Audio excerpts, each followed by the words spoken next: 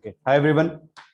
Last lecture में हम लोगों ने पॉइंट ऑफ इन्फ्लेक्शन के बारे में कुछ पढ़ा था, ठीक है। तो मैंने आपको बताया था पॉइंट ऑफ इन्फ्लेक्शन पर डबल डेरिवेटिव जीरो तो होता है, लेकिन उसका साइन भी चेंज होता है। सिर्फ जीरो होना इनफ नहीं है, साइन चेंज होना चाहिए। जिस पॉइंट पर अपन डबल डेरिवेटिव जीरो बोल रहे हैं उस पॉइंट के अगल बगल पे, ठीक है, लेफ्ट हैंड साइड पे और राइट हैंड साइड पे साइन चेंज होना चाहिए ना, एक जगह पॉजिटिव एक जगह नेगेटिव। अच्छा, और फिर मैंने आपको एक लास्ट पॉइंट लिखवाया था जो मैंने एक्सप्लेन नहीं करा था कल। उसमें क्या बोला था कि point of inflection is when derivative is extremum. Derivative मतलब क्या होता है? एफ डैश एक्स, ठीक है। अभी देखो एफ ऑफ एक्स एक फंक्शन होता है, तो एफ डैश भी एक फंक्शन होता होगा एक्स का, ठीक है। तो ये वाला फंक्शन जो है, इसका मैक्सिमम और मिनिमम, जैसा आपने फिजिक्स में पढ़ा होगा, अभी किसी भी फंक्शन का मैक्सिमम मिनिमम कब निकलता है? जब उसका डेरिवेटिव जीरो, मतलब जब इसका डेरिवेटिव जीरो होगा तब इसका एक्सट्रीमम आएगा, चाहे वो मैक्सिमम हो चाहे वो मिनिमम हो, है ना। तो इसका डेरिवेटिव एफ डैश का डेरिवेटिव क्या हो जाएगा? F double dash x.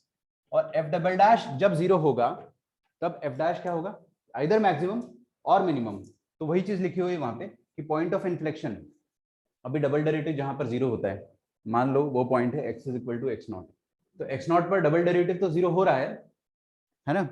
मतलब वहां पे पॉइंट ऑफ इन्फ्लेक्ट सॉरी वहां पर एफ डैश जो है वो मैक्सिमम आ रहा है, ठीक है। और अपन ने अभी भी ये भी पढ़ा था कि यहाँ पे पॉइंट ऑफ इन्फ्लेक्शन भी आ रहा है, तो वही चीज वहां पे लिखी हुई कि पॉइंट ऑफ इन्फ्लेक्शन वहां पर आता है जहां पर derivative that is F dash maximum हो या मिनिमम हो, ठीक है। इतनी सी बात है बस।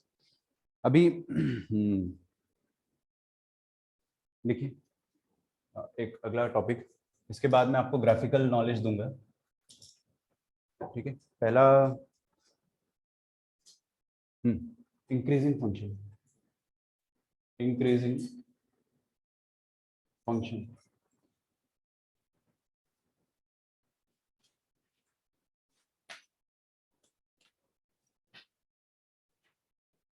इंक्रीजिंग फंक्शन का क्या मतलब है? ठीक है, दो तरह के फंक्शन होते हैं ना, एक होता है इंक्रीजिंग फंक्शन, एक होता है स्ट्रिक्टली इंक्रीजिंग फंक्शन, ठीक है। दोनों डेफिनेशन मैं आपको अभी बताऊंगा। डेफिनेशन लिख देते ना यहाँ पे।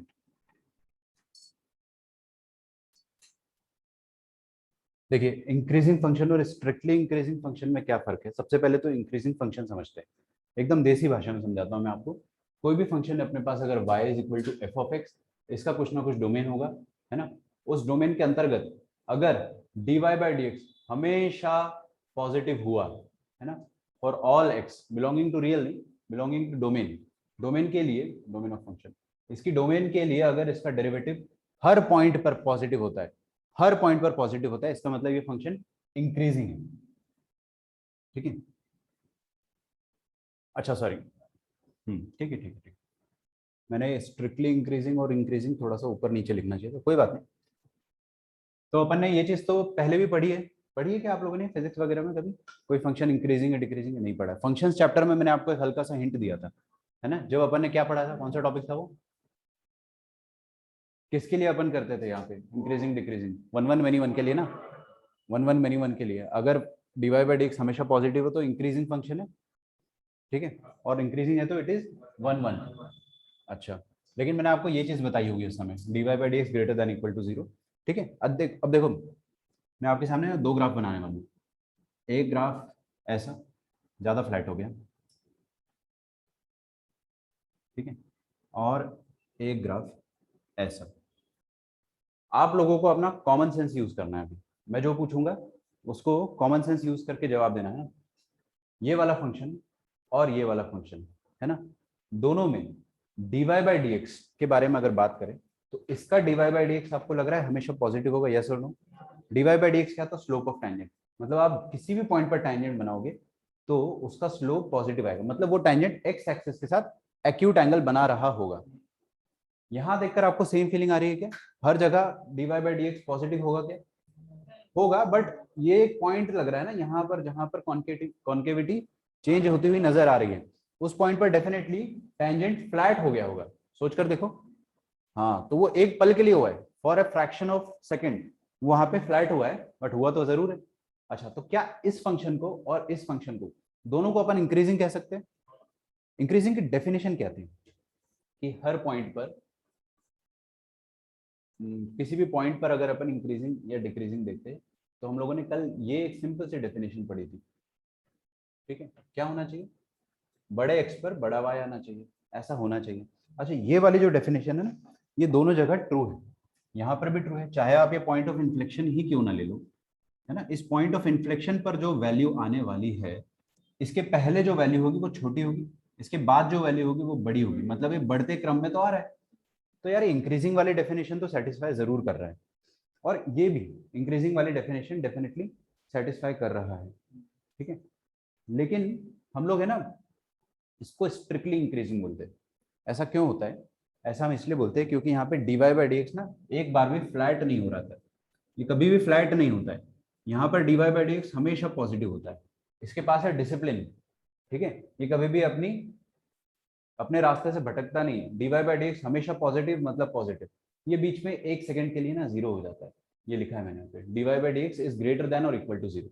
हमेशा पॉजिटिव होता है, बीच में कुछ एक सेकंड के लिए फ्लैट हो जाता है, बट फिर उसके बाद दोबारा पॉजिटिव होना चालू हो जाता है, ठीक है। तो अगर वो बीच में एक सेकंड के लिए फ्लैट हो जाता है तो अपन उसको डिक्रीजिंग थोड़ी ना कहने लग जाएंगे, ठीक है। लेकिन अपनी डेफिनेशन चेंज हो जाती है, तो इसलिए हम क्या बोलते हैं कि जो इंक्रीजिंग फंक्शन होता है, अच्छा मैंने थोड़ा उल्टा बना दिया क्या ग्राफ, इंक्रीजिंग यहाँ पर नहीं लिखना चाहिए ना, ये इंक्रीजिंग है क्या, ये स्ट्रिक्टली इंक्रीजिंग, ये इंक्रीजिंग, हाँ ठीक लिखा है ना, बढ़िया, ठीक है ना। आपको देखो नाम से ही सब कुछ समझ में आएगा, स्ट्रिक्टली इंक्रीजिंग मतलब जीरो होने का चांस ही नहीं है, और इंक्रीजिंग मतलब जीरो हो सकता है एक पल के लिए, ठीक है। तो दो डेफिनेशंस होती है, इसको मैं लिखवा दूंगा, पहले तो मैं समझा रहा था आपको, तो अब इसको कंक्लूड करते हैं ना।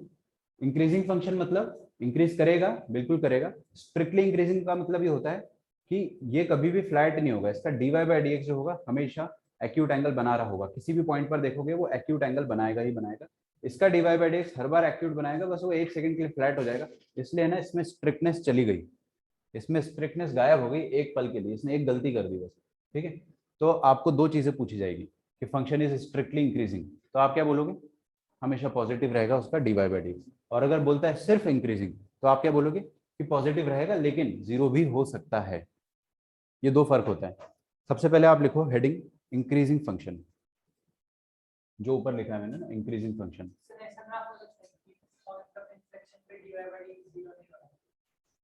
हाँ हो सकता है, बिल्कुल हो सकता है। तो उसको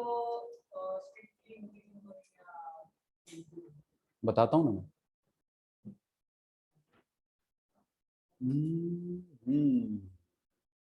ठीक है क्या, देखो तुम एकदम बहुत अच्छा डाउट पूछा है तुमने, वैसे मैं इसको बहुत बाद में डिस्कस करता हूँ, इसका जवाब भी तुम ही दे दोगे। पहली बात तो ये बताओ कि ये वाला जो पॉइंट है वो पॉइंट ऑफ इन्फ्लेक्शन है या नहीं है। कैसे देखते हो, कॉन्केविटी देख लो ना, अभी कॉन्केव डाउन था एकदम से ऊपर हो गया, कॉन्केव अप हो गया, कॉन्केव डाउन था कॉन्केव अप हो गया, ये है पॉइंट ऑफ इन्फ्लेक्शन। लेकिन ना इसमें वर्टिकल टेंजेंट बन जा रहा है, हॉरिजॉन्टल टेंजेंट बनता है जनरली पॉइंट ऑफ इन्फ्लेक्शन में। ये बहुत बाद में एक केस पढ़ाता हूँ मैं मैक्सिमा मिनिमा में, लेकिन आपने पूछ लिया तो बता देता हूँ, यहाँ पे हॉरिजॉन्टल टेंजेंट नहीं बन रहा है, यहाँ पे वर्टिकल टेंजेंट बन रहा है, बट है तो ये पॉइंट ऑफ इन्फ्लेक्शन। अभी पॉइंट ऑफ इन्फ्लेक्शन आ गया है, ठीक है। तो आप मेरे को बताओ कि ये इंक्रीजिंग है या स्ट्रिक्टली इंक्रीजिंग है। डेफिनेशन के हिसाब से क्या इसका dy बाई डी जीरो हो रहा है, नहीं हो रहा है। वर्टिकल टेंजेंट, अच्छा वर्टिकल टेंजेंट कैसे आ गया उसका टेंशन मतलब देखेंगे अपन बाद में, आ जाता है ना। तो वर्टिकल टेंजेंट आ गया है, वर्टिकल टेंजेंट कब आता है, जब स्लोप इन्फिनिटी हो, पढ़ा था ना अपन ने, RHD और LHD दोनों इधर प्लस इन्फिनिटी हो या माइनस इन्फिनिटी हो। तो जीरो तो नहीं हो रहा है, जीरो नहीं हो रहा है मतलब आप इसको इधर नहीं रखोगे ना, इट इज स्टिल स्ट्रिक्ट, है ना। dy by D x zero नहीं हो रहा है मतलब हमेशा पॉजिटिव हो, बढ़ रहा है फंक्शन हमको दिख रहा है। तो इस वाले केस में जो आपने पूछा है, इस वाले केस में अपन उसको स्ट्रिक्टली इंक्रीजिंग ही कहेंगे, ठीक है। तो सर ये चेक करने के लिए हम लोग d2 स्क्वायर को भी हाँ देख सकते बिल्कुल, अगर उसमें जीरो आता है तो फिर कोई इंक्रीज नहीं होता। नहीं d2 by D x square zero आना चाहिए, अच्छी बात है, लेकिन उसका साइन भी चेंज होना चाहिए। साइन आप क्या बोल रहे हो, पॉइंट ऑफ इन्फ्लेक्शन चेक करना है ना आपको, पॉइंट ऑफ इन्फ्लेक्शन चेक करना है तो डबल डेरिवेटिव को आप जीरो पुट करके देखोगे, लेकिन जहां पर डबल डेरिवेटिव जीरो हो रहा है वहां पर पॉइंट ऑफ इन्फ्लेक्शन आए या ना आए इसकी कोई कंपल्शन थोड़ी है। मैंने कल ही आपको बताया था, कल क्या बताया था मैंने कि डबल डेरिवेटिव जीरो होना चाहिए और उसका साइन चेंज होना चाहिए, ठीक है। देखो मैं आपको बस एक सिंपल सी चीज बता रहा हूँ कि इंक्रीजिंग और स्ट्रिक्टली इंक्रीजिंग में बस एक डेफिनेशन का फर्क होता है आपको। आपको आ जाएगा पहचान में, ठीक है, आ जाएगा पहचान में, डोंट वरी। कॉन्केविटी अपने को दिखने लग जाएगी, जब अपन ग्राफ्स बनाएंगे तो दिखने लग जाएगा, है ना। अभी मैं तो बता रहा हूँ ना, इसका एप्लीकेशन भी बहुत कम होता है, बहुत रेयरली आपसे पूछा जाएगा कि ये फंक्शन इंक्रीजिंग है या स्ट्रिक्टली इंक्रीजिंग है। आपकी मर्जी, कभी कभी कभी कभी आप ये लगाया करोगे, कभी कभी आप वो लगाया करोगे, तो टोटली अप टू यू है। बट समझ में आना चाहिए कि स्ट्रिक्टली इंक्रीजिंग और इंक्रीजिंग में क्या फर्क होता है। अगर ये समझ में आ गया तो आगे की दो परिभाषा क्या रहेगी, डिक्रीजिंग फंक्शन और स्ट्रिक्टली डिक्रीजिंग फंक्शन, एकदम इसका उल्टा हो जाएगा, वो अपन समझेंगे ही नहीं। अच्छा, आप इंक्रीजिंग फंक्शन के नीचे लिखिए, a function is said to be increasing, a function is said to be increasing। अच्छा, जो भी ऑनलाइन वाले बच्चे हैं ना, I am not going to write, क्योंकि मैं लिखूंगा तो मैं भूल जाऊंगा कि मेरे को क्या फ्रेम करना है। तो आप बोलो, आप सिर्फ सुनो और लिखो, a function is said to be increasing if the slope of tangent, The function is said to be increasing. yes, हाँ, if the slope of tangent, if the slope of tangent at any given point, if the slope of tangent at any given point on it, मतलब on the function, if the slope of tangent at any given point on it makes an acute angle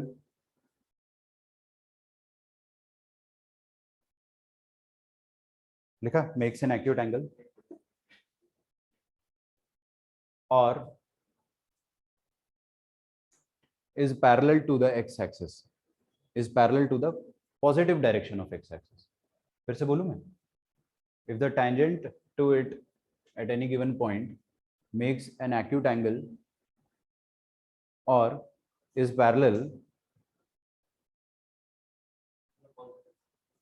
with the positive direction of x-axis। अब ये अंग्रेजी वाली परिभाषा है, आपको समझ में आना चाहिए कि हमेशा एक्यूट एंगल बन रहा है। एक बार फ्लैट हो जा रहा है तो वो भी अपन ने लिख दिया है, फिर से एक्यूट एंगल ही बन रहा है, ठीक है।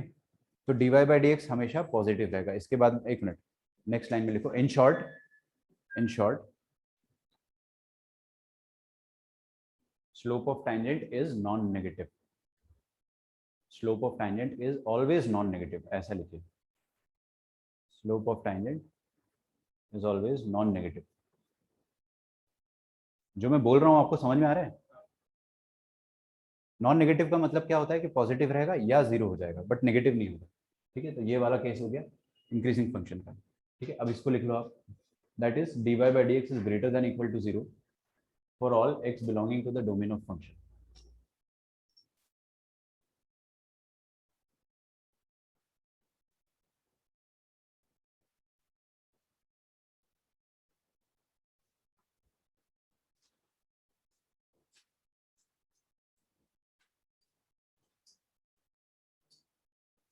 ठीक है, अगला लिखेंगे strictly increasing function.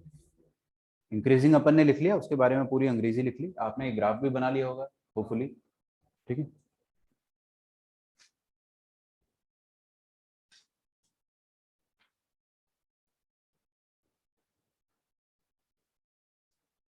Strictly increasing function,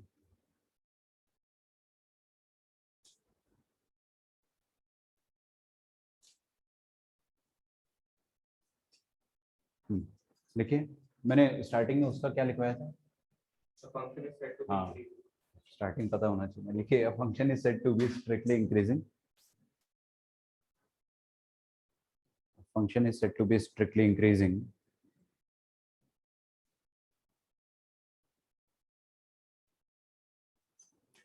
if, अच्छा ऑनलाइन वाले बच्चों आपको आवाज आ रही है अच्छे से? Hello, is it Audible?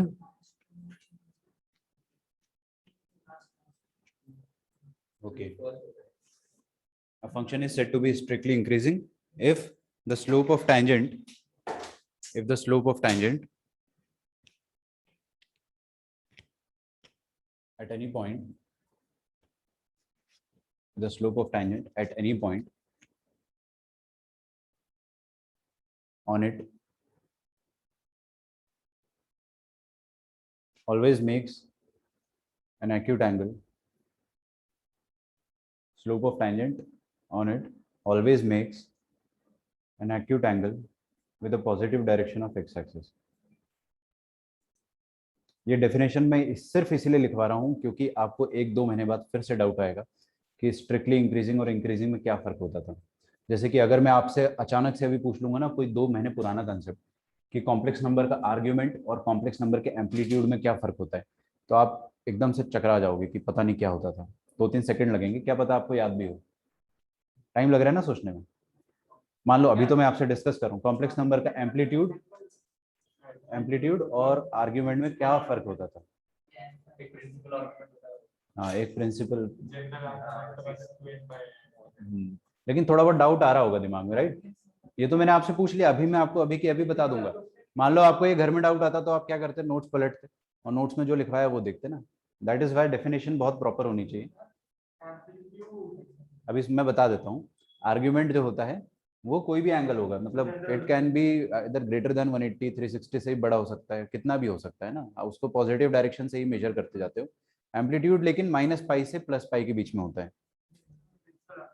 Principal argument amplitude को ही अपन प्रिंसिपल आर्ग्यूमेंट बोलते हैं। लेकिन अगर अपने से क्वेश्चन में कुछ नहीं बोला, उसने स्पेसिफाई नहीं करा, तो उसकी गलती, फिर हम उसको हमेशा एम्पलीट्यूड ही मानेंगे या प्रिंसिपल आर्ग्यूमेंट ही मानेंगे। ठीक है, स्पेसिफाई उसने बोल दिया कि नहीं नहीं नहीं आपको जनरल आर्ग्यूमेंट निकालना है, तो फिर उसकी बात सुनेंगे अपन। कुछ नहीं बोला तो फिर भाई तुम्हारी गलती। हाँ, बस 2n π आपको ऐड करना रहता है। मतलब वही वाली चीज़ है, ये वाली जो चीज़ है ना, आपको 1-2 महीने बाद फिर आप भूलने लगोगे। तो क्या सीखा अपन ने यहाँ पे कि dy/dx हमेशा पॉजिटिव होना चाहिए, हमेशा पॉजिटिव, एकदम बड़ा डिसिप्लिन से स्ट्रिक्टली पॉजिटिव है तो इट इज स्ट्रिक्टली इंक्रीजिंग। एक बार बीच में भटक गया, 0 हो गया, तो फिर आप इसको स्ट्रिक्टली नहीं बोलेंगे, लेकिन अभी भी ये इंक्रीजिंग की डेफिनेशन जो कि ये है, इसको तो सेटिस्फाई कर रहा है। ठीक है। अच्छा, एक डाउट और पूछा था विवेक ने, जो कि मैं बता देता हूँ कि पॉइंट ऑफ इन्फ्लेक्शन आना जरूरी नहीं है कि वो फ्लैट टेंजेंट दे, आपको वर्टिकल टेंजेंट भी दे सकता है पॉइंट ऑफ इन्फ्लेक्शन, बिल्कुल दे सकता है। वो कैसे पता करेंगे वो मैं आपको मैक्सिमा मिनिमा चैप्टर में आराम से डिटेल में बताऊंगा। अच्छा, अब आप ना यहाँ पर लिखेंगे डिक्रीजिंग फंक्शन। मैं आपको 2 डेफिनेशन लिखा के बहुत जल्दी में ग्राफ वाले क्वेश्चन कराना चाह रहा हूँ, एकदम फेवरेट पार्ट। फिर अपन सीधे इस साल के जो एडवांस का क्वेश्चन है ना वो भी सॉल्व करेंगे परसों, जो रैशनल फंक्शन आया था, कल शायद ही कर पाएंगे। लिखिए डिक्रीजिंग फंक्शन और स्ट्रिक्टली डिक्रीजिंग फंक्शन। मैं बहुत कम लिखूंगा लेकिन मैं बहुत धीरे धीरे बोलूंगा। तो देखो, पहले तो मैं ना इसको शॉर्ट में लिख देता हूँ। डिक्रीजिंग फंक्शन का मतलब क्या होता है कि अगर कोई फंक्शन है अपने पास y = f(x), है ना, डिक्रीजिंग है, स्ट्रिक्टली बात नहीं करिए, मतलब उसको 0 होना अलाउड है, तो इसका मतलब क्या होगा कि dy/dx will be less than और इक्वल टू 0। ठीक है, जितने भी x उसके डोमेन में है उसके लिए। अब इसका ग्राफ अगर आप बनाओगे तो इसी का आप डिक्रीजिंग वर्जन बना लीजिए। ठीक है, ये ऐसा हो गया, बीच में कहीं इसकी कॉन्केविटी बदली है, चेंज हुई है। जहां पर कॉन्केविटी चेंज हुई है वहां पर डेफिनेटली पॉइंट ऑफ इन्फ्लेक्शन आया होगा, और जहां पर पॉइंट ऑफ इन्फ्लेक्शन आया होगा वहां पर dy/dx मतलब जो टेंजेंट का स्लोप है वो डेफिनेटली 0 हो गया होगा। ठीक है, तो बहुत आराम से समझना होता है, एकदम धीरे धीरे। अब यहाँ पर मैं अंग्रेजी वाली परिभाषा डेफिनेटली नहीं लिखवाने वाला हूँ क्योंकि इतने समझदार आप है। स्ट्रिक्टली डिक्रीजिंग फंक्शन पहले ही बता देता हूँ, फिर मैं आपको बताता हूँ कि डेफिनेशन आपको ही लिखना है, खुद से लिखना है और घर पे लिखना है। उसमें बस एक चेंज आ जाएगा, आप ही बताइए मुझे इसमें क्या बोलूंगा मैं। ऑब्ट्यूज, बस हाँ, एक्यूट का ऑब्ट्यूज करना है बस, कि हर पॉइंट पे ऑब्ट्यूज बनेगा या तो फ्लैट हो जाएगा। एक जगह फ्लैट भी हो सकता है लेकिन बाकी जगह हमेशा ऑब्ट्यूज एंगल बना रहा होगा positive direction of x axis से। देख रहे हो, ये ऑब्ट्यूज एंगल बनेगा हमेशा, कोई भी आप टेंजेंट ले लो, बस एक बार फ्लैट हो जाएगा, तो वो चीज आप खुद से लिख लेना। अच्छा, स्ट्रिक्टली डिक्रीजिंग फंक्शन की बात करते हैं, बी समथिंग लाइक दिस। ठीक है, तो इस केस में क्या हो जाएगा कि dy/dx will be always negative, है ना। आप जगह छोड़ दो डेफिनेशन के लिए, आराम से आपको लिखना है तो लिख लो, कोई दिक्कत नहीं है, बट मैं आपको वो डेफिनेशंस नहीं बताऊंगा ना, इतना स्पून फीडिंग भी अच्छा नहीं है। क्या हो गया ब्रो?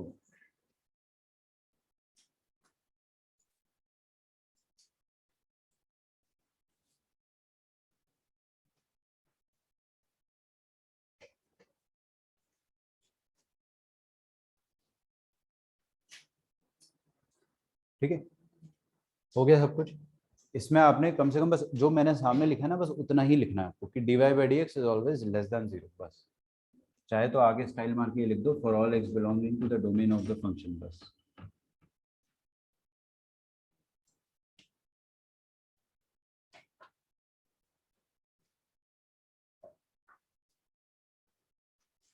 अच्छा, अब जो आपने कल डाउट पूछा था Advait, let us come to that.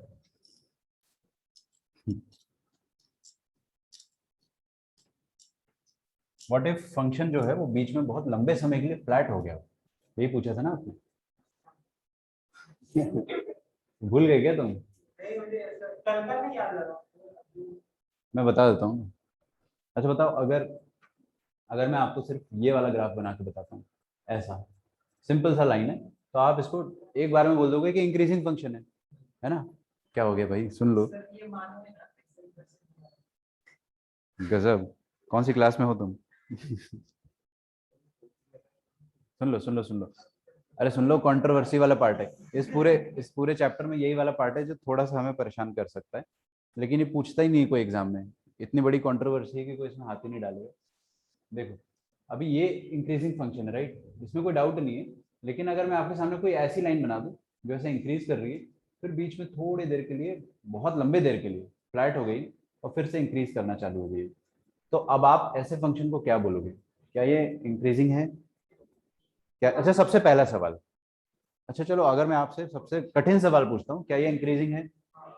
लेकिन कुछ लोग बोलेंगे कि सर बीच में तो ये फ्लैट हो गया। अबे फंक्शन तो है, फंक्शन तो है, it is a minimum function. आप लोगों से मैं बोलूंगा इंक्रीजिंग है, तो आप में से कुछ लोग हाँ बोलेंगे, कुछ लोग शायद ना बोलेंगे कि नहीं सर, बीच में वो आपने सिखाया था ना कि x1 ग्रेटर देन x2 के लिए f of x1 f of x2 से बड़ा होना चाहिए, है ना, लेकिन बीच में इक्वल हो रहा है बहुत लंबे समय तक, तो वो परिभाषा को कॉन्ट्राडिक्ट कर रहा है। लेकिन अगर आपसे मैं ये सवाल पूछता हूँ ना, इसका आप अच्छे से जवाब दे पाओगे, क्या ये डिक्रीजिंग फंक्शन है? नहीं, तो हम इसको है ना सिंपली नॉन डिक्रीजिंग फंक्शन बोल देते हैं, लफड़ा ही खत्म, टेंशन ही खत्म, it is a non decreasing function. हाँ, अगर आप पीछे ही पड़ गए कि ये इंक्रीजिंग है या नहीं है, नहीं है, तो हम बोलेंगे हाँ ठीक है इंक्रीजिंग है, कोई दिक्कत नहीं है, बीच में थोड़ी देर के लिए फ्लैट हो रहा है, लेकिन ये इंक्रीजिंग वाली डेफिनेशन जो है ना उसको सेटिस्फाई कर रहा है। ये तो डिक्रीजिंग हो गया ना, ये वाला, नहीं सॉरी, ये वाला dy बाई डी एक्स हमेशा पॉजिटिव है और बीच में जीरो हो रहा है, लंबे समय के लिए हो रहा है, लेकिन ये इंक्रीजिंग वाली जो डेफिनेशन थी, नॉट स्ट्रिक्टली इंक्रीजिंग, इंक्रीजिंग वाली डेफिनेशन को सेटिस्फाई कर दे रहा है, तो आप उसको उस बेसिस पर भी इंक्रीजिंग बोल सकते हो, बट सेफ साइड पर रहने के लिए we will simply call it as a non decreasing function, खत्म। डिक्रीज नहीं हो रहा है कभी भी, ये हमेशा बढ़ रहा है, बीच में फ्लैट हो गया कोई बात नहीं, बट ये घट थोड़ी रहा है, ये हमेशा बढ़ रहा है। पर तो सर इंक्रीजिंग के अकॉर्डिंग वो ऐसा रुको मतलब बहुत छोटे समय के लिए उसका ये बहुत लंबे समय के लिए रुक गया ना, वही तो बोल रहा हूँ, इसलिए नॉन डिक्रीजिंग बोलेंगे अपन इसको। हाँ, लेकिन अगर कोई बोलने लगा इंक्रीजिंग, तो we can not deny him, क्योंकि जीरो हो रहा है। Basically what does this mean, मैंने आपको लिखाया था in short dy by D should be non negative, ये लिखवाया था ना। मेरी जो डेफिनेशन है वो गलत हो जाएगी अगर आप इसको इंक्रीजिंग नहीं बोलते हो तो, समझ रहे हो? तो दिस इज अ कंट्रोवर्सी, इससे बचने के लिए हम लोग बोलेंगे कि this is a non decreasing function. अगर आप पीछे ही पड़ गए, बंदूक लेके, नहीं बताओ जान से मार दूंगा, तो बोलना हाँ ठीक है it is increasing, it satisfy the definition, तो लिखो this function is non-decreasing. This function is non-decreasing.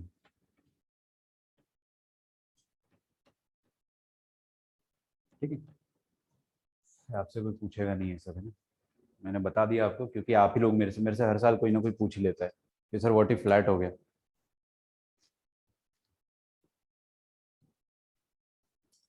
सबको डेफिनेशन क्लियर है, इंक्रीजिंग डिक्रीजिंग। अब फाइनली अपन एक चीज और देखते हैं, अगर आपसे क्वेश्चन भी बोलता है कि चेक द इंटरवल्स ऑफ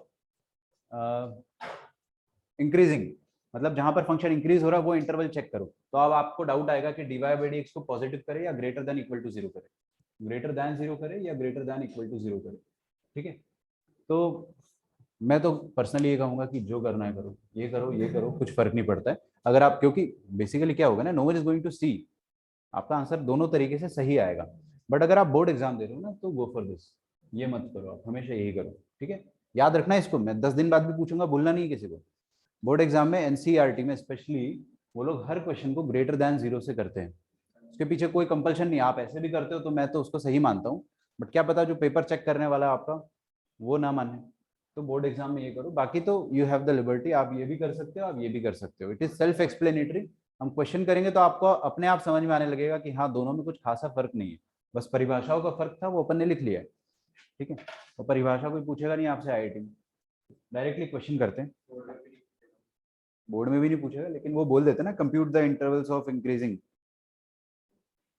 तो उसमें उसमें ओपन ब्रैकेट रखो आप बस, ठीक है, हमेशा ओपन रखो, हमेशा। मैंने पूरा एनसीईआरटी वेरीफाई किया, एक एक क्वेश्चन, हर क्वेश्चन ओपन इंटरवल से करेक्ट आता है, चाहे वो सॉल्व एग्जाम्पल को चाहे वो अनसॉल्व एग्जाम्पल को, तो you don't have to worry. लेकिन अगला अब सिंपल सा अपन क्वेश्चन लिखेंगे, compute the intervals of monotonicity of the following functions, following function compute the interval of monotonicity, अभी यहाँ पे है ना सिर्फ मोनोटोनिसिटी बोला है, इंक्रीजिंग डिक्रीजिंग नहीं कहा है आपसे, ऑफ द फॉलोइंग फंक्शन,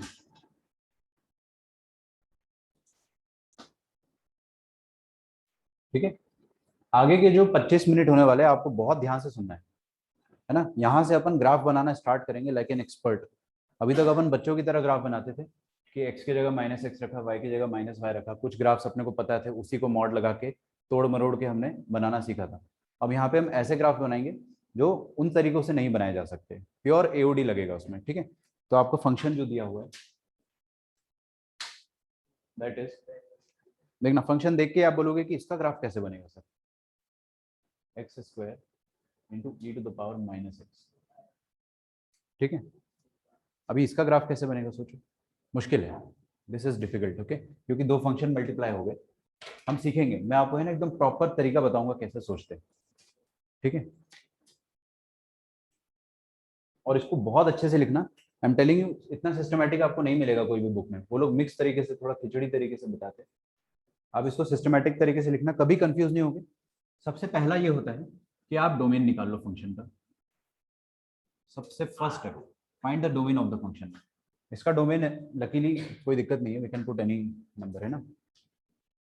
दूसरा कि मान लो कोई पॉइंट डोमेन में नहीं आ रहा है, कोई पॉइंट डोमेन में नहीं आ रहा है, जैसे यहाँ पर आ रहा है, मान लो आपको मैंने ऐसा फंक्शन दे दिया होता ना e⁻x/x-2 ये दे दिया होता, तो अभी आप 2 नहीं रख सकते हो डोमेन में, तो ये 2 को मैं बोलता हूँ संदिग्ध पॉइंट, अब इंग्लिश में बोलेंगे कंट्रोवर्शियल पॉइंट, तो ऐसे कंट्रोवर्शियल पॉइंट को आप मार्क कर लो, ठीक है।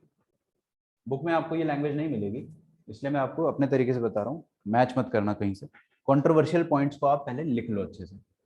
अब मैं आपको एक चीज बताता हूँ, कंट्रोवर्शियल पॉइंट्स अगर डिनोमिनेटर में 0 बना रहे हैं, वैसे जनरली वही होता है कंट्रोवर्शियल, एक होता है 0/0 बन गया, वो भी कंट्रोवर्शियल होता है, तो अगर 0/0 बन गया तो अपन क्या कैसे उसको इवेल्युएट करेंगे, लिमिट से, हमको आता है कैलकुलेट करते, लेकिन सिर्फ डिनोमिनेटर में 0 अगर बनता है, सिर्फ डिनोमिनेटर में, तो वहां पर है ना वर्टिकल असिम्प्टोट आता है, तो उस चीज को मैं लिखवाने जा रहा हूँ कि इफ, कैसे लिखेंगे इसको अपन अंग्रेजी में, 0 occurs in denominator, 0 occurs in denominator at some point, मैं लिखता हूँ उसको at x is equal to a,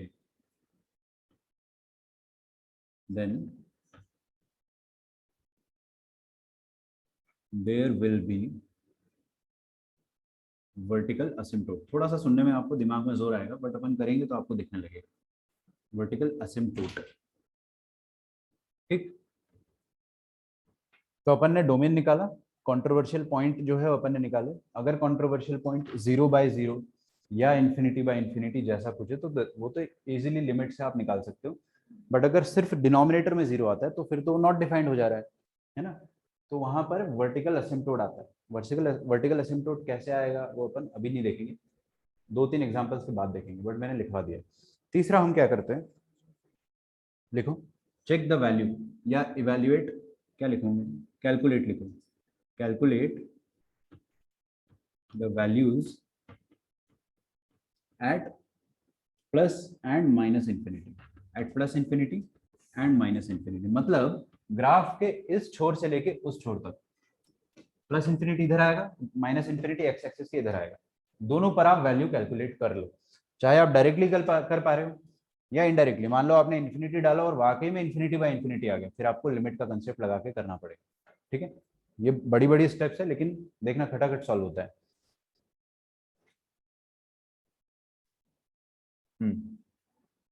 बस अब ये लास्ट स्टेप है, check the interval of increasing and decreasing. Check the interval of monotonicity. यहां पर आपको मोनोटोनिसिटी चेक करना है। मैक्सिमम जगह क्या गलती होती है कि वो डायरेक्टली आपको मोनोटोनिसिटी चेक करवा देता है।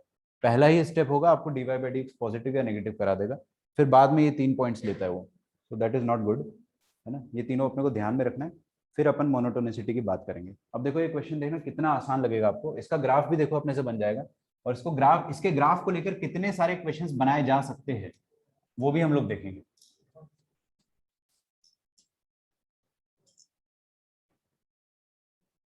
ठीक है, अच्छा इसमें और कुछ कर सकते हैं क्या अपन। जब आप ये हो गया ना, इसके बाद आप फाइनल ग्राफ बना सकते हो। अभी आप देखो ये फंक्शन जो लिखा है मैंने आपके सामने, सबसे पहले आप मेरे को बताएंगे कि इसका डोमेन क्या है। What is domain of the function, all real number, यहाँ पे कोई लफड़ा नहीं है। सेकंड, अच्छा रेंज अपन है ना डायरेक्टली कैलकुलेट नहीं कर सकते, अभी इसका रेंज कहाँ से कर लोगे कैलकुलेट, तो मैंने यहाँ पे रेंज कहीं पर भी नहीं लिखवाया है। हालांकि फिफ्थ पॉइंट ये होता है कि now you can calculate the range and draw the graph, but वो तो अपने को पता ही है कि हम करेंगे, तो उसको मैं लिखवा नहीं रहा। अच्छा, दूसरा क्या बोला, कंट्रोवर्शियल। यहाँ पे कोई कंट्रोवर्शियल पॉइंट है नहीं है, तो आपको पता है इसमें एक भी वर्टिकल असिम्पटोट नहीं आएगा, not even a single vertical asymptote. वर्टिकल असिम्पटोट क्या होते हैं आपको पता होगा, जैसे टैन में आता है ना, ये ऐसा कुछ आता है इस टाइप का। वर्टिकल असिम्पटोट पे टैंजेंट तो बनता है बट वो टच नहीं करता है, टच करने की कोशिश करता है। तो इस पर्टिकुलर केस में we will not get any vertical asymptote, तो नो कंट्रोवर्शियल पॉइंट। अब जीरो अकर्स इन डिनोमिनेटर भी नहीं हो रहा है, वो तो चलो हटो। थर्ड, सेकंड तो मैं लिख ही नहीं रहा हूँ कुछ, यहाँ पे छोड़ दे रहा हूँ आउट ऑफ रिस्पेक्ट। थर्ड, यहाँ पे आप माइनस इन्फिनिटी पर वैल्यू कैलकुलेट करो। आप एफ ऑफ माइनस इन्फिनिटी निकालेंगे, फिर एफ ऑफ प्लस इन्फिनिटी निकालोगे। ठीक है, अब इक्वल टू या 10 टू पता नहीं क्या होगा, but we will see. Minus infinity यहाँ पे डालो, देखते हैं क्या होता है। क्या लिखा है एक्स, अच्छा इसको आप ऐसे लिख सकते हो क्या, एक्स स्क्वायर अपॉन ई की पावर में एक्स, सोच कर देखो, बिल्कुल लिख सकते हैं। प्लस, अच्छा सोचो माइनस इन्फिनिटी डाला अपन ने ऊपर, तो ऊपर क्या आ गया प्लस इन्फिनिटी, और ई की पावर माइनस इन्फिनिटी क्या होता है, ई की पावर इन्फिनिटी, उचक के ऊपर चला जाएगा। तो एक इन्फिनिटी पहले से था, एक इन्फिनिटी उचक के आ गया, तो दो इन्फिनिटी हो गई, मतलब इन्फिनिटी आ रहा है। मतलब जो आप एक्स की जगह माइनस इन्फिनिटी रखोगे, अब जादू देखिएगा इधर ना, जब आप x की जगह माइनस इन्फिनिटी रखोगे तो आपका ग्राफ जो है प्लस इन्फिनिटी, मतलब आकाश लोक से चालू होगा। आकाश लोक से चालू होगा, तो जब x माइनस इन्फिनिटी है तो y प्लस इन्फिनिटी होगा। और जब आप यहाँ पे प्लस इन्फिनिटी डालो, ऊपर प्लस इन्फिनिटी डाला, नीचे प्लस इन्फिनिटी डाला, तो क्या हो गया, तो इन्फिनिटी बाय इन्फिनिटी आ गया। क्या करें, लॉपिटल लगा देते हैं। लॉ ऑफ लव लगाने का इतना कोई खास अपॉर्चुनिटी है नहीं वहां पे, क्या करोगे, दोनों ही अच्छी खासी इन्फिनिटी है, तो किसी से डिवाइड करेंगे नहीं अपन।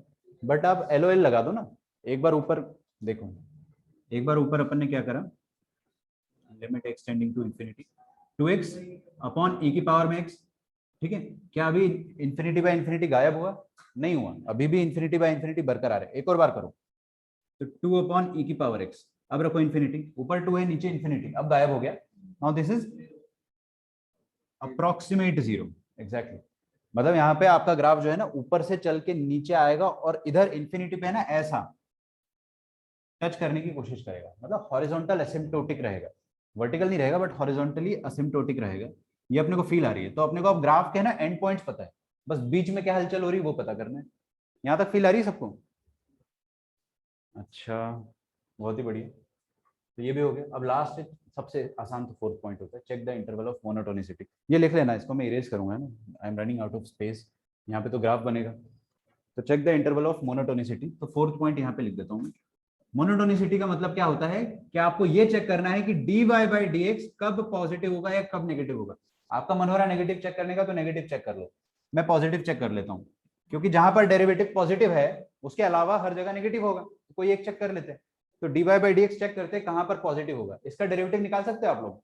यस, MOD में हमने यही सीखा है, कैसे निकालेंगे, यूवी रूल से। तो देखो first function dy by dx is equal to first function into differentiation of e to the power minus X, और इस पे एक -1 भी आ जाएगा ना, प्लस e की पावर माइनस एक्स को छोड़ दिया इस बार, और इसका डेरिवेटिव 2x आ जाएगा। ठीक है, आपको चेक करना है कि कब ग्रेटर देन 0। अब देखो मैंने यहाँ पर ग्रेटर देन इक्वल टू 0 नहीं लगाया, आपको लगाना है तो लगा दो, कोई दिक्कत नहीं है, इट इज टोटली फाइन। ठीक है, बट मैं आपको वही बता रहा हूँ जो आप जनरली प्रैक्टिस में आ जाएगा आपके, है ना, फिर एनसीईआरटी वाले क्वेश्चंस भी आप ऐसे ही करोगे। अच्छा, यहाँ पे कुछ कॉमन आ रहा है, e की पावर माइनस एक्स और e की पावर माइनस एक्स ले लूँ कॉमन, तो e की पावर माइनस एक्स को कॉमन लिया, अंदर क्या रह जाएगा माइनस एक्स। हाँ, एक एक्स भी कॉमन आ रहा है, ठीक है, मैं ले लूंगा उसको, है ना, उससे ज्यादा दिक्कत नहीं आएगी। Minus x square plus 2x, this is greater than equal greater than 0 सिर्फ। ठीक है, इसको फैक्टराइज कर सकते हैं अपन। मैं क्या करता हूँ, दोनों तरफ एक माइनस से मल्टीप्लाई कर देता हूँ। पहले तो माइनस से मल्टीप्लाई कर दूंगा तो क्या हो जाएगा, e की power minus x into x square minus 2x, ऐसा आ जाएगा। क्या जल्दी लिख दिया मैंने, नीचे तक आ रहा है, वहां पे आ रहा है, तो क्या आ जाएगा यहाँ पे x square minus 2x is greater than 0। हाँ, अभी लेस देन हो जाएगा, बहुत ही बढ़िया है, मैंने ध्यान नहीं दिया था क्योंकि मैंने माइनस से मल्टीप्लाई करके उसको सुंदर बनाया। अब इसको फैक्टराइज कर सकते हैं, तो I want to write it here, मैं यहाँ पे मिटा देता हूँ इसको, अब ये तो इसका काम हो गया, आपने लिख लिया ना। तो देखो ये क्या आ जाएगा, e की power minus x into x minus 2। Inequality के तो अपन एक्सपर्ट्स है ना, इसमें तो गलती हमसे हो ही नहीं सकती, और मैं इसीलिए आपको चिल्ला चिल्ला के बोलता था तब कि इनइक्वालिटी इज वेरी इंपॉर्टेंट, जिसको नहीं आता वो यहाँ पे अटक जाएगा। अच्छा, ये इसका कोई कंट्रीब्यूशन है इनइक्वालिटी में, because it is always a positive quantity. ये चीज x बिलोंग्स टू छोटा रूट से बड़ा रूट, तो 0 से लेकर 2, मतलब 0 से लेकर 2 के इंटरवल में फंक्शन इंक्रीजिंग रहेगा। तो देखो आप इसको कैसे मार्क करेंगे, ये रहा 0, ये रहा 2, सबकी नजर आगे, 0 से 2 के बीच में फंक्शन इंक्रीजिंग रहेगा, मतलब डेफिनेटली इसके पहले और इसके बाद में डिक्रीजिंग रहा होगा। आ रही बात समझ में? अच्छा, तो मैं एक रफ ग्राफ बनाता हूँ ना, पहले रफ फिर फेयर करेंगे। आपका ग्राफ आकाश लोक से चालू होगा, 0 पर क्या वैल्यू आ रही है मेरे को कोई मतलब नहीं, वैसे निकाल सकते हैं, 0 ही आ रही है ना, तो 0 पर 0 वैल्यू आ रही है।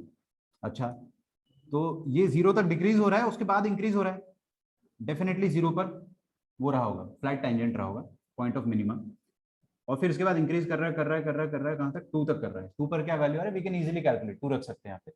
फिर 2 के बाद फिर से डिक्रीज कर रहा है, और आपको पता है कि ये 0 के मतलब प्लस इंफिनिटी पर ये ऐसा फ्लैट होने लगेगा। This is going to be the rough graph. तो 0 पर, अच्छा 2 पर क्या वैल्यू आएगी निकालो ना, 4/e की पावर 2 कितना हो जाएगा रफली, मैंने निकाला होगा ना। अच्छा, मैंने 4/e की पावर 2 ही लिखा है, ठीक है। 4/e की पावर 2, ये ऐसा हो जाएगा। तो व्हाट आई वाज राइटिंग, 2 है ना, ये पॉइंट 2 है, तो ये वाला जो कोऑर्डिनेट होगा that will be e to the, नहीं सॉरी, 2, 4/e स्क्वायर, ये रहेगा ऐसा। This will be the graph of the function, ये एग्जैक्ट ग्राफ रहेगा। यहाँ पर ये टच नहीं कर रहा है। अभी मैं आपको इसके वेरिएशंस बताता हूँ ना, इसमें क्या क्या पूछा जा सकता है आपसे। जनरली इनमें पैराग्राफ्स बनते हैं, कॉम्प्रहेंशन टाइप्स ऑफ क्वेश्चन, या फिर मोर देन वन करेक्ट वाले क्वेश्चन यहाँ पे बनते हैं। आपने ये 4 स्टेप्स अगर फॉलो कर ली ना, तो आप दुनिया का कोई भी फंक्शन का ग्राफ बना सकते हो। अपन एकदम कॉम्प्लेक्स टू कॉम्प्लेक्स ग्राफ भी बनाकर देखेंगे। अच्छा, अब मेरी बातें सुनना है ना ध्यान से। सबसे पहला सवाल, क्या ये फंक्शन 1 1 है या मेनी 1 है? क्या ये, इसका रेंज क्या है बताओ? 0 टू इन्फिनिटी। लाइक और सब्सक्राइब करें। और एक और मैं फंक्शन बनाता हूँ ना, देखो अरे यार हंसाऊं मत, आगे देखते हैं ना। एक और इसका पार्ट बना सकते हैं अपन, इससे मैं ना कम से कम 50-60 क्वेश्चन अभी के अभी बना सकता हूँ। I will tell you how. ये लिख लिया ना सबने, मिटा रहा हूं मैं इसको, ओके।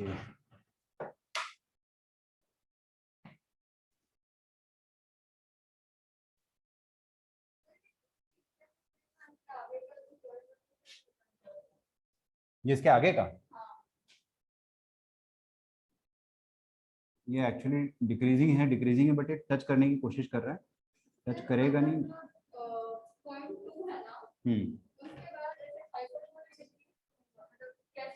अच्छा, तुमको ऐसा तो नहीं डाउट आ रहा है कि सर इसके बाद ऐसा होना चाहिए था? हाँ, अच्छा कॉन्केविटी, हाँ उस पर मैंने इतना ध्यान नहीं दिया। उतना ध्यान नहीं दिया। If you want to go on that, हाँ अगर आपको करना है तो डबल डेरिवेटिव कैलकुलेट करके आप ये चेक कर लो कि डबल डेरिवेटिव कहाँ कहाँ पॉजिटिव है। समझ में आ रहा है ना? जैसे मैंने यहाँ पे dy/dx निकाला था, आप उसका भी डेरिवेटिव करके ये चेक कर लो कि वो कहाँ कहाँ पॉजिटिव है। उसके लिए एक इंटरवल आएगा आपके पास, है ना? और वो जो इंटरवल होगा उस इंटरवल में कॉनकेव अप रहा होगा फंक्शन। ठीक है, यहाँ तो मैंने एक अंदाजा लगाया। इट कैन, वैसे तो देखो सच बताऊं तो ये ऐसा ही रहेगा, बिकॉज उसको यहाँ पे नीचे जाके फ्लैट होना है, तो और कोई तरीका नहीं, ऐसे जाके तो फ्लैट नहीं हो सकता, ऐसे नाच के पूरा ऐसा। I don't think so. अच्छा ऐसे ना, हाँ it could have been this way. ठीक है, ये एक अच्छा डिबेट है, बट मेरे को लगता नहीं ऐसा होगा। ठीक है, क्योंकि ऐसा होगा अगर ना, तो फिर तो यहाँ पे एक तो चोंच बनेगी। यहाँ पे अगर इसको फ्लैट जाना है तो फिर वो वैसे तो बन वैसे ही रहा है, थोड़ा सा ये हाइपरबोलिक टर्न यहाँ पे ले रहा है, बट समझ जाओ भावनाओं को, है ना? उतना नहीं होगा। हाँ अपन चाहे तो उसको कर सकते हैं कैलकुलेट, बट जरूरत नहीं है। कॉन्केविटी का भी पूछेगा आपसे, पूछ सकता है। There can be a section, आप जैसे मैं बोल रहा हूँ ना 50 क्वेश्चन बन सकते हैं इससे। सबसे पहला सवाल, सबसे पहला सवाल कि फंक्शन इज वन वन या मैनी वन। ठीक है, तो ये फंक्शन मैनी वन है। एक मिनट, कोई डाउट है क्या आदित्य? पक्का? दूसरा, रेंज ऑफ द फंक्शन क्या हो जाएगा? y belongs to 0 to infinity। अपने चैनल में भी इंक्लूडेड नहीं। हाँ दैट इज गुड, यहाँ पे होगा, ये टच कर गया ना एक बार, मैंने इधर वाला ध्यान दिया। ठीक है, यहाँ टच कर गया ना यार, इधर, इधर तो एब्सोल्यूट जीरो आ चुका है। ठीक है, अब मैं आपको एक क्वेश्चन देखो घुमा के दे रहा हूँ, जो मेरी खोपड़ी में आ रहा है वो क्वेश्चन बना रहा हूँ। देखो, इफ x बिलोंग्स, या ऐसा लिखो फॉर x बिलोंग्स टू, या x belonging to the interval 2 से लेकर infinity, two included, infinity of course excluded. नहीं, इतना आसान तो नहीं। ऑप्शन नंबर ए, फंक्शन, अच्छा यहाँ पे डायरेक्टली लिखे function is one one many one, दो ही ऑप्शन है। ठीक है, तो अपने को दिख रहा है कि इस इंटरवल के लिए 2 से इंफिनिटी के लिए अगर अपन ने डोमेन को काट दिया तो इतना ही ग्राफ फिर जिंदा रहेगा। This is definitely one one, right? तो ये वन वन हो जाएगा। अच्छा एक और क्वेश्चन लिखते हैं अपन, ये 4 5 6 सबसे इंपॉर्टेंट पार्ट रहेंगे इसके। 3 2 ग्राफ ऐसा बन रहा है ना इसका। लिखिए f of x is equal to k has 3 solutions. If लगा दो यहाँ पे ना, if f of x is equal to k has 3 solutions, then find the range of k, then find the range of k।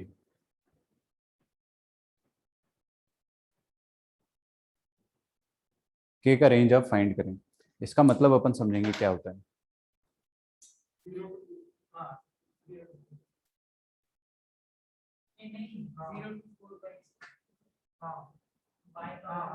तीन solution है ना। सबसे पहले तो अपन समझते हैं इस चीज को कि ये कहना क्या चाह रहा है। बेसिकली आपसे बोल रहा है कि एक फंक्शन लेफ्ट में लिखा और ये k जो है ना वो भी अपने आप में एक फंक्शन है। y is equal to k क्या होता है? It's a flat line, horizontal line, y is equal to k। ये x y एक्सिस है, this line is y is equal to 2 मान लो अगर, तो ये y इज इक्वल टू 1 है, ये y इज इक्वल टू 3 है, तो ये सारी क्या है? y is equal to constant वाली लाइन है। ठीक है, अभी आपको k डिफाइन नहीं करा है, लेकिन बोल रहा है कि एक हॉरिजॉन्टल लाइन है, वो यहाँ पे कहीं पर भी हो सकती है। ठीक है, गैस ऐसे ट्रेवल कर रही है, और आपको ये भी कह रहा है कि उसका f ऑफ x के साथ सॉल्यूशन जो आ रहा है वो 3 3 आ रहा है। इसका कहने का मतलब ये है कि ये वाला ग्राफ और ये वाला ग्राफ 3 जगह कट कर रहे हैं। ये ग्राफ है और ये वाला ग्राफ, ये 3 जगह कट कर रहे हैं, तो k को कहां से कहां तक? हाँ, ये तो 2 तो एक्स कोऑर्डिनेट है, 2 तो एक्स कोऑर्डिनेट है, वो एक ऑप्शन में दे दिया जाएगा आपको, लेकिन उससे बच के रहना। 0 से चालू होना चाहिए डेफिनेटली, क्योंकि यहाँ पर एक, अच्छा दैट आई विल आस्क, 0 से लेकर 4/e² तक अगर अपन करेंगे तो आपको ऐसी वाली लाइन मिलेगी। ठीक है, y इज इक्वल टू के अपन ने यहाँ पर मान लिया, तो अभी आपको 3 सॉल्यूशंस मिल गए, 1 2 और 3। तो इसके लिए जो k होगा वो कहां से कहां तक बिलोंग करेगा, 0 से लेकर 4/e²। अभी सबसे बड़ा सवाल है कि कहां पर ओपन कहां पर क्लोज। नहीं, दोनों ओपन, दोनों ओपन होगा और 4 पे क्लोज होगा। सोच के बोलो, सोच के बोलो, बोल के मत सोचो।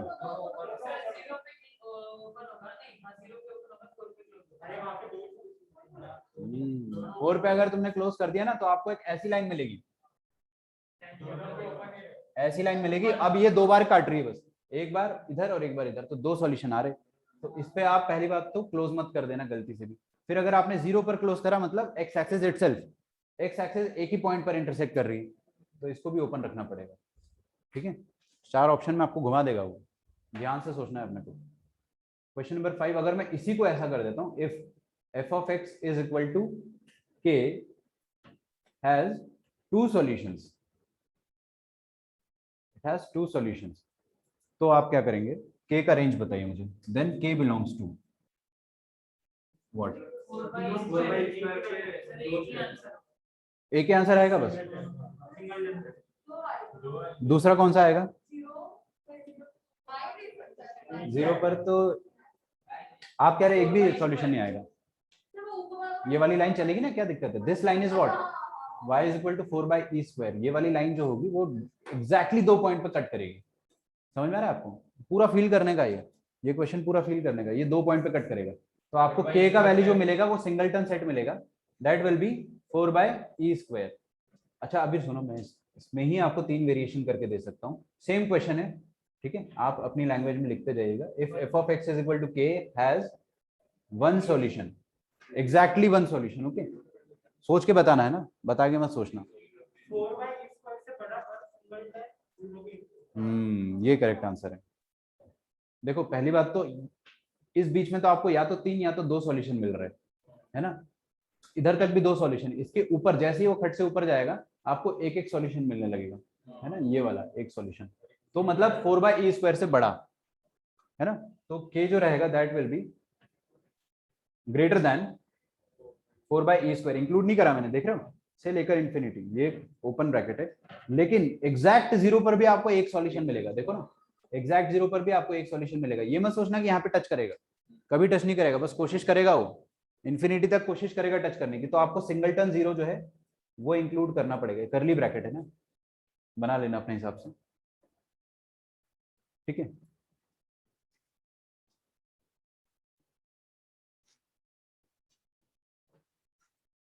घड़ी मत देखो, बस ग्राफ देखो अभी।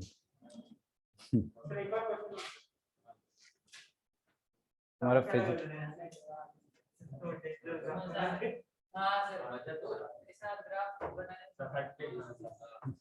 मैं बता रहा हूँ, मैंने आपको बोला था ना, दिस इज द टॉपिक जहां से मेरा मन बदला था, ठीक है। तो ये एक्चुअली है बहुत अच्छा, मजा आ रहा है, तो अभी एक और करते हैं, ठीक है। फिजिक्स वाले सर को सॉरी बोल देंगे चुपके से। क्या कचौरी पार्टी है क्या? अच्छा कचौरी खाने जाना है तुम्हें? अच्छा आपका संडे को 7:30, ओ यार ये मिटाना नहीं था मुझे।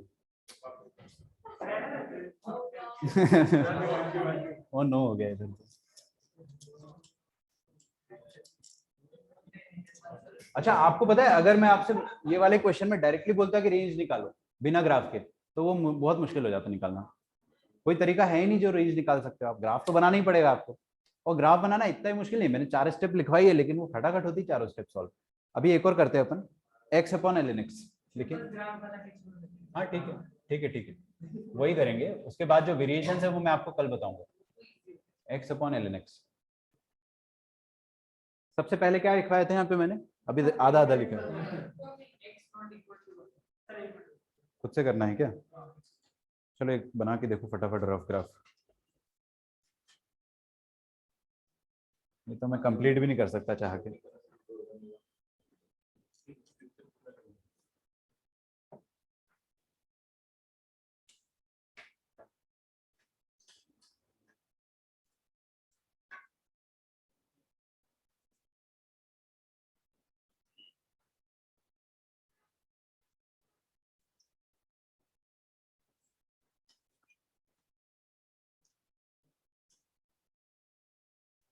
हाँ, किसी ने स्टार्टिंग में बोल दिया था कि वर्टिकल एसिम्प्टोट बन सकता है, बिल्कुल बनेगा।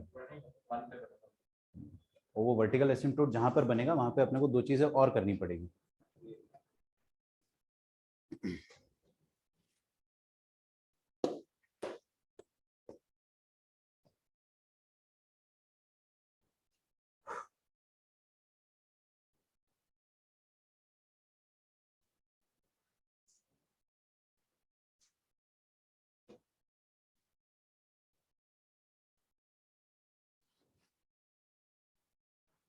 मैं साथ में लिखते जाता हूँ, आप लोग वेरीफाई करना है ना। फर्स्ट पॉइंट,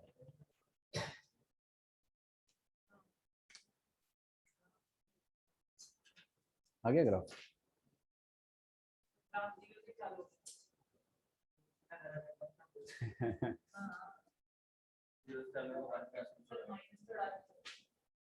कॉन्फिडेंस से बोलो कि ग्राफ जीरो से चालू होगा, तुम खुद ही बता रहे हो बट कंफ्यूज्ड हो, पता है ये बहुत बड़ा डिसएडवांटेज है पूरी लाइफ के लिए। बोलो कि नहीं नहीं जीरो से चालू होगा, सही कह रहे हो तुम, एकदम सही कह रहे हो। डोमेन ही जीरो से इन्फिनिटी, बिल्कुल सही कह रहे हो। और उसमें भी जीरो से इन्फिनिटी में एक वन जो है वो भी एक्सक्लूड होगा, तो वहां पर एक वर्टिकल टेंजेंट आ जाएगा। तो इसका डोमेन मैं लिख देता हूँ सबसे पहले, x belongs to 0 to infinity minus elemental 1, ठीक है। सेकंड क्या लिखवाया था मैंने आपको? कंट्रोवर्शियल पॉइंट यहाँ पर डेफिनेटली हमको एक मिल रहा है, x इज इक्वल टू 1, क्योंकि 1 डालने पर नीचे 0 आ जा रहा है। और कोई कंट्रोवर्शियल पॉइंट है? 0 is also a controversial point, आप ध्यान से देखोगे ना, मतलब h 0 प्लस h जो होगा 2.71, 2.7 ले लो लगभग, ज्यादा फड़फड़ाहट हो तो 3 भी ले लिया करो, मतलब आपको एकदम रफ कैलकुलेशन करना हो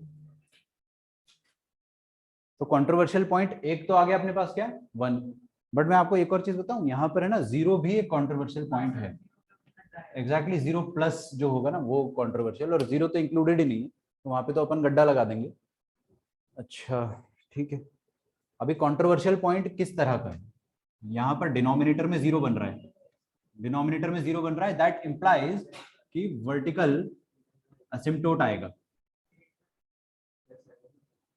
वर्टिकल असिम्प्टोट यहाँ पर आएगा, यहाँ पर नहीं आएगा, बिकॉज आप 0 रख रहे हो यहाँ पे, तो डिनोमिनेटर में 0 नहीं बन रहा है, वो फिर अपने को लिमिट से सॉल्व करना रहेगा, बट इस पॉइंट पर वर्टिकल असिम्प्टोट जरूर आएगा, क्योंकि उसका वैल्यू आप ठीक तौर पे बता नहीं पाओगे। ऊपर h रखोगे, यहाँ पे ln h रखोगे, क्या आएगा बताइए आंसर? ज्यादा कंट्रोवर्शियल नहीं है वैसे वो, सही है ना, L H upon L N H कितना हो जाएगा? ln 0 माइनस इन्फिनिटी होता है ना, हाँ तो कुछ ज्यादा ही आसान हो गया। अब चाहे तो हटा दो उसको, इसको अपन है ना अलग से कैलकुलेट कर लेंगे। तीसरा क्या बताया था मैंने आपको? प्लस और माइनस इन्फिनिटी पर वैल्यू, तो x tending to minus infinity पर निकालना है और x tending to plus infinity पर निकालना है। मैं आप में से किसी से पूछूंगा बारी बारी से, तो माइनस इन्फिनिटी पर किसी ने निकाला है पहले, ये बता दो। माइनस नहीं, ग्राफ तो अजीब ही, ग्राफ अच्छे नहीं बनेंगे, अब अच्छे ग्राफ खत्म हो गए। पहली बात तो हाँ, इनडिटर्मिनेट फॉर्म कौन सा आ रहा है? Minus infinity upon ln minus infinity, ln minus infinity कितना होता है? ln में तो हम माइनस इन्फिनिटी रख ही नहीं सकते भाई, माइनस इन्फिनिटी तो है नहीं ना डोमेन में, ठीक है। तो प्लस इन्फिनिटी पर ही अपने को टेंशन लेना, ऊपर प्लस इन्फिनिटी नीचे प्लस इन्फिनिटी, तो इन्फिनिटी बाय इन्फिनिटी आ रहा है, मतलब इनडिटर्मिनेट, इनडिटर्मिनेट है मतलब आपको लिमिट से करना पड़ेगा, लिमिट से कर लेते हैं। तो अपन क्या करेंगे, limit x tending to infinity, और ऊपर है x बाय ln x, क्या करूं मैं, डिफरेंशिएशन कर देता हूँ, तो x का डेरिवेटिव और ये 1 बाय x, ये हो जाएगा x के बराबर। तो आपने जब इन्फिनिटी डाला तो फिर इन्फिनिटी आ गया, इन्फिनिटी में क्या दिक्कत है, आ रहा है तो आ रहा है, मतलब इसका दिखाओ दिखाओ दिखाओ, एकदम सही, हाँ परफेक्ट। अब मत देखो तुम लोग, ये तुमको स्पॉइलर की कोई वो नहीं होती क्या? उससे बनना चाहिए, एकदम सही बनाया, सारी चीजों को ध्यान रखना है अभी। अब देखो ग्राफ जो बनेगा वो कुछ ऐसा बनेगा, खत्म हो गई इसकी।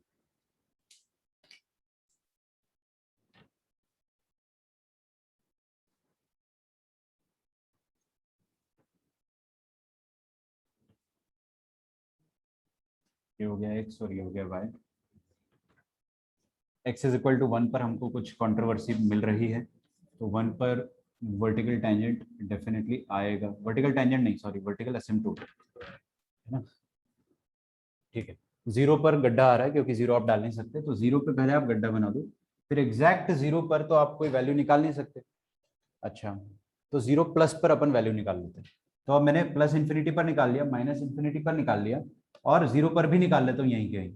तो अगर x टेंडिंग टू 0 प्लस हुआ तब जाकर वैल्यू क्या होगा, तो h upon L N H, H upon L N of H. तो एल एन ऑफ एच कितना होता है, माइनस इन्फिनिटी, और h तो बहुत छोटा नंबर है, तो ये ऑलमोस्ट कितना आ जाएगा आपके पास, 0 ही आ जाएगा। लेकिन ये 0 से थोड़ा सा छोटा ही आएगा ना, इतना फील हो रहा है क्योंकि नेगेटिव है यहाँ पे बाहर। वो फील होना इसलिए जरूरी क्योंकि आपको पता होना चाहिए कि 0 से ऊपर जाएगा या नीचे जाएगा, जा तो नीचे रहा है। फिर ये 1 पर अपने को चेक करना पड़ेगा। अभी वर्टिकल एसिम्पटोट आने से कंट्रोवर्शियल पॉइंट आ गया है, कंट्रोवर्शियल पॉइंट आ गया मतलब 1 पर तो वैल्यू नहीं आ रही, तो 1 के अगल और बगल पर क्या हो रहा है वो अपन चेक कर लेते हैं। तो यहीं पर अपन लिखेंगे at x tending to 1 minus और x tending to 1 plus.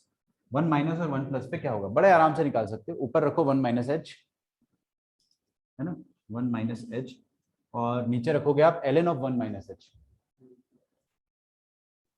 ln of 1 minus H. ठीक है, थोड़ा सा दिमाग लगाओगे डेफिनेटली हो जाएगा आपसे सॉल्व।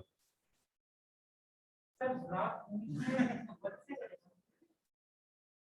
तुमने क्या 1 से करा है, 0 से नहीं करेगा ऐसा लग रहा है तुम्हें, नहीं करेगा ना बिल्कुल। लिमिट से करेंगे। तुम बोल रहे हो कि यहाँ से ग्राफ इनिशिएट नहीं करेगा, ऐसा बनाया तो था तुमने, सही तो बनाया था, दिखाओ। मैंने पॉइंट नहीं देखा क्या अभी, तो इसका बताओ ना क्या आएगा, मैं यहाँ पे बड़ा बड़ा अक्षर में लिख देता हूँ, 1 minus H upon L of 1 minus H. अच्छा, एल ऑफ 0.99999 क्या होता है, थोड़ा सा दिमाग तो लगाना पड़ेगा। एल ऑफ, ये होता है ना 1 पर वैल्यू एल का, 1 पर क्या होता है 0, 1 से पीछे जाएंगे तो क्या आएगा 0 माइनस है, थोड़ा सा 0 से छोटा आएगा, तो ये आएगा तो 0 ही, लगभग लगभग 0 ही आएगा डिनोमिनेटर में, बट नेगेटिव 0 आएगा। ठीक है, तो मैं क्या लिखने वाला हूँ ध्यान से देखना, नीचे आ जाएगा नेगेटिव 0, आप चाहे तो उसको माइनस एच लिख दो, या फिर बस इतना पता होना चाहिए कि नेगेटिव 0 आएगा, ऊपर 0.9 बार आएगा, ऐसा समझ लो आप। सो ये अपने को क्या वैल्यू दे रहा है, माइनस इन्फिनिटी। ठीक है, ये थोड़ी सी कैलकुलेशन से जो आपको तकलीफ देगी, 1 से जस्ट पहले आपका ग्राफ माइनस इन्फिनिटी पर रहेगा पाताल लोक पे, ठीक है, और 1 के जस्ट बाद आकाश लोक पे जाएगा, वो कैलकुलेशन से समझ में आ जाएगा। 1 के जस्ट बाद देखना क्या हो जाएगा, मतलब 1 plus H upon L of 1 plus H. L of 1 plus H क्या होता है, लॉग का ग्राफ आता है ना आपको, 1 प्लस एच मतलब 0 से थोड़ा सा बड़ा, 0 से थोड़ा सा बड़ा, पता होना चाहिए कि वो पॉजिटिव 0 है या नेगेटिव 0 है। तो ये पॉजिटिव 0 है, मतलब h लिख दो या फिर 0 प्लस लिख दो, और ऊपर है 1.00001, सो this will B plus infinity. देख रहे हो, 1 के पहले माइनस इन्फिनिटी, 1 के बाद प्लस इन्फिनिटी। अच्छा, बहुत बढ़िया, अब अपने पास सारे पॉइंट्स कवर हो गए। अब आपको प्लस इन्फिनिटी पर वैल्यू क्या मिल रहा था, इन्फिनिटी। अब मेरे को क्या लग रहा है कि ग्राफ जो है वो ऐसा जाना चाहिए, हाइपरबोलिक, लेकिन अभी मोनोटोनिसिटी चेक करेंगे, बिल्कुल करेंगे। तो x by L N X का डेरिवेटिव निकाल लो आप, y डैश कितना आ जाएगा, यूवी रूल लगाऊं क्या इसमें मैं, एक minute, function x by L N X है ना, मैं x इंटू, हाँ चलो वही वही करते हैं अपन, एल एन स्क्वायर एक्स, यहाँ पे क्या लिखा है एल एन एक्स इंटू ऊपर वाला 1 माइनस, फिर x को छोड़ देंगे और एल एन एक्स का derivative 1 by X, so this will give us L N X minus 1 upon L N square X. ये जो नीचे एल एन स्क्वायर, इसका इनइक्वालिटी में कोई कंट्रीब्यूशन नहीं है, ठीक है, इसको आप यहाँ से हटा दो, बचेगा क्या एल एन एक्स माइनस 1। तो आपको अब ये पता करना है कि एल एन एक्स कब 1 से बड़ा है। हाँ, आपको तो इनइक्वालिटी आती है, ई की पावर में 1 करेंगे, और ई जो है वो 1 से बड़ा है, तो इनइक्वालिटी रिवर्स नहीं होगी, एक्स ग्रेटर देन ई, तो ई कहाँ पर आएगा 2.7, यहाँ कहीं आएगा। तो आपको समझ में आ गया है कि जब x ई से बड़ा होगा तब फंक्शन इंक्रीजिंग आएगा। अभी जगह कम है मेरे पास, लेकिन आप तो वर्टिकली ही लिखते जाना सब कुछ, मतलब ये करना है आपको कि ये पॉइंट ई है, ई के बाद इंक्रीजिंग और ई के पहले डिक्रीजिंग। अच्छा, ई पर क्या वैल्यू आ रही है अपने को निकालना पड़ेगा, एल एन ई 1 होता है, ऊपर ई पर वैल्यू 1 ई आ रही है, याद रखना है ना, याद रखना, ई पर वैल्यू ई आ रही है, मतलब यहाँ पे कहीं आ रहा है, तो ई तक फंक्शन है डिक्रीजिंग, राइट। और ई पर वैल्यू आ रही है ऐसी, उसके बाद ये इंक्रीजिंग है ना फंक्शन आपका, तो इंक्रीजिंग है तो ये ऐसा चला जाएगा इन्फिनिटी तक। इन्फिनिटी पर तो इन्फिनिटी ही मिल रहा है ना। थोड़ा मैंने वहां पे रफ कैलकुलेशन करके खिचड़ी कर दिया, लेकिन आप लोग समझ जाना है, ये जगह लिमिटेड है यार। बहुत ही बढ़िया, ये अपना ग्राफ इन्फिनिटी तक जा चुका है, लेकिन आपको क्या बोला गया है कि ई के पहले हमेशा ये घटता हुआ ग्राफ होगा। बड़ा आसान है अभी सोचना, देखो जीरो से ये ऐसे स्टार्ट हो रहा था, मैंने स्टार्टिंग बनाया था, और एक घट के कहाँ तक जाएगा, माइनस इन्फिनिटी तक डेफिनेटली जाएगा, बीच में यहाँ पे तो कोई ट्विस्ट नहीं। तो देखो ई पॉइंट के पहले हमेशा डिक्रीजिंग है, यहाँ पर डिक्रीजिंग है, वन तो डोमेन में था नहीं, तो इसके पहले तक डिक्रीजिंग, फिर इसके बाद भी वन से लेके ई तक भी डिक्रीजिंग, डिक्रीजिंग डिक्रीजिंग, तो ई तक डिक्रीजिंग रहा है, ई के बाद वो इंक्रीज कर गया है। ठीक है,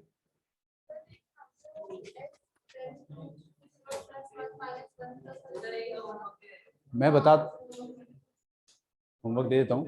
0 प्लस इसलिए करा क्योंकि एग्जैक्ट 0 यहाँ पे आ नहीं रहा था, और 0 माइनस यहाँ पे आएगा नहीं। 0 प्लस पे पता तो होना चाहिए ना क्या वैल्यू आ रही है, ग्राफ कहाँ से चालू होगा, हाँ कहाँ से चालू होगा। और ये जो असिम्प्ट, अभी मैं एक बार और कंक्लूसिव आपको रिजल्ट दे देता हूँ, जब भी असिम्प्टोट आता है, जब भी, तो असिम्प्टोट के अगल बगल पे आपको वैल्यू निकालना ही पड़ेगा। ठीक है, ये वाला ट्राई करना आप लोग घर पे।